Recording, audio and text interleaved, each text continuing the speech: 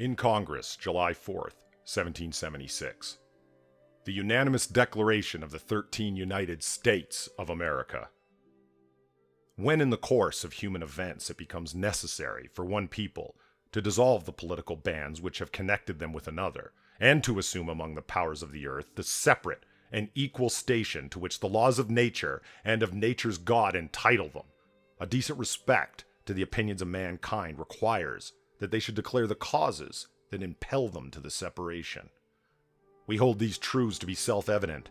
that all men are created equal, that they are endowed by their Creator with certain unalienable rights, that among these are life, liberty, and the pursuit of happiness, that to secure these rights, governments are instituted among men, deriving their just powers from the consent of the governed, that whenever any form of government becomes destructive to these ends,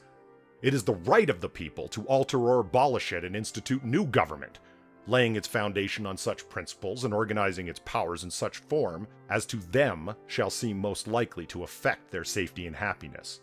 Prudence indeed would dictate that governments long established should not be changed for light or transient causes, and accordingly all experience hath shown that mankind are more disposed to suffer while evils are sufferable than to right themselves by abolishing the forms of government to which they are accustomed.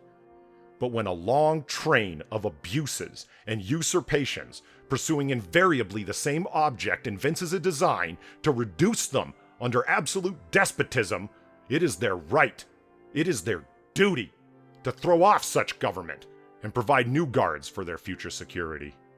Such has been the patient sufferance of these colonies, and such is now the necessity which constrains them to alter their former systems of government. The history of the present King of Great Britain is a history of repeated injuries and usurpations, all having in direct object the establishment of an absolute tyranny over these states. To prove this, let facts be submitted to a candid world. In every stage of these oppressions, we have petitioned for a redress in the most humble terms. Our repeated petitions have been answered only by repeated injury. A prince whose character is thus marked in every act which may define a tyrant is unfit to be the ruler of a free people. Nor have we been wanting in our attention to our British brethren. We have warned them from time to time of attempts by their legislature to extend an unwarrantable jurisdiction over us. We have reminded them of the circumstances of our emigration and settlement here. We have appealed to their native justice and magnanimity, and we have conjured them by the ties of our common kindred to disavow these usurpations, which would inevitably interrupt our connections and correspondence. They too have been deaf to the voice of justice and consanguinity. We must therefore acquiesce in necessity, which denounces our separation, and hold them as we hold the rest of mankind, enemies in war, in peace, friends. We, therefore, the representatives of the United States of America, in General Congress assembled, appealing to the Supreme Judge of the world for the rectitude of our intentions, do, in the name and by the authority of the good people of these colonies, solemnly publish and declare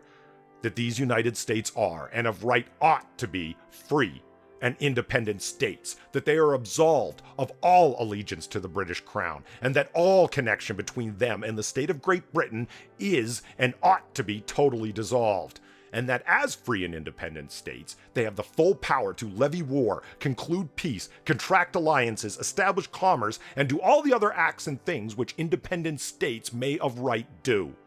And for the support of this declaration, with a firm reliance on the protection of divine providence, we mutually pledge to each other our lives, our fortunes,